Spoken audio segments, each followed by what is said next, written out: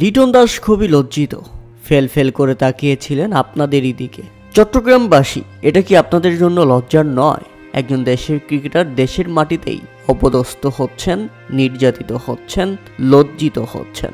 এটা খুবই জঘন্য দৃষ্টান্ত।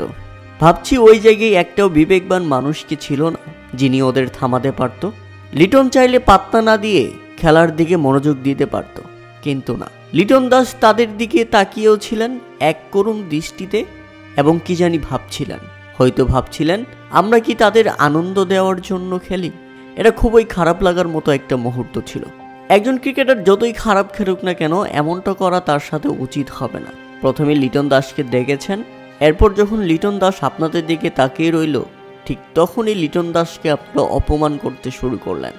আপনাদের কি মনে হয়নি লিটন দাসের এমন করুণ দৃষ্টির পরেও আপনাদের এটা বন্ধ করা উচিত ছিল?